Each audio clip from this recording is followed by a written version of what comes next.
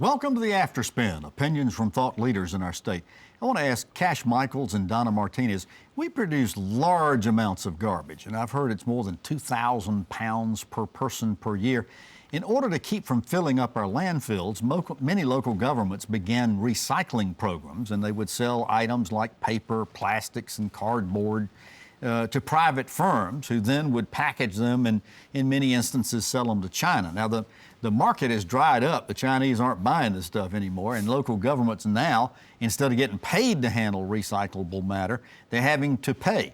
Should we discontinue these recycle programs? And if so, what are we going to do with the increased dumping in our landfills, Donna?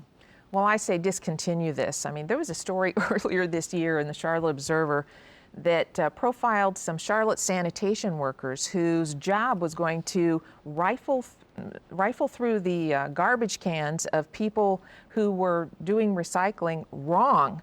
Now, I don't know about you, but for taxpayer dollars, I would say I'd much rather have people either in police or fire and have my dollars used that way rather than sanitation workers being told to go check out this person's garbage bin.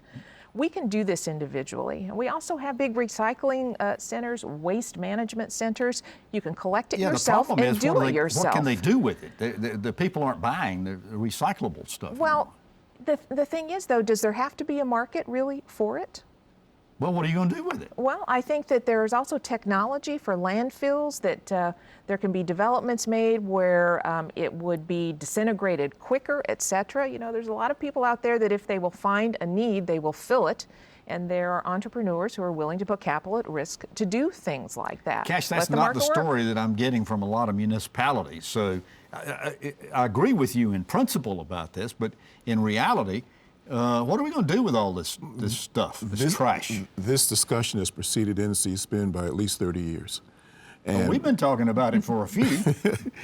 And one option that's been put on the table, even though there's a big controversy about it, is having the producer actually foot the cost for dealing with recyclables. Your producers, your Alcoas, your milk carton people, your cereal box folks, others. Sort of like we do with white goods. If you get rid of an appliance, there's a fee for right. doing it. So therefore, but the thing is, the producer doesn't want to pay for doing that. So your plastics, your metals, your paper goods, municipal governments are saying, hey, look, if we're having to start to pay now, then someone either needs to take over the cost or share the cost. And thus they've been having meetings over the past 3 decades with producers about, okay, you pay for this. The producers say, no, we don't want to do that. We ought to put this right where it belongs, and that's with packaging people. I mean, they are totally out of control with a lot of the packaging that you buy. And that is one area where you are seeing a lot of innovation. Producers and manufacturers realizing that this is an issue and that more and more of their customers are concerned about this, so they're responding really to buyer behavior. But look, you not only can deal with this at that end, what do we do with what's already there, but each of us individually can take a look and say, look, I'm not going to create as much of this stuff. Well, how do you do that, though, when the stuff that you buy comes in these packages that, I mean, you got this little teeny tiny bottle and you got this great big package with plastic on it and everything? Yeah, simple, don't buy it. Buy the larger container. So my blood pressure is just going to... But you can you can make choices. Look, in the southwest of this country, they had to face up to the scarce resources of water many years ago.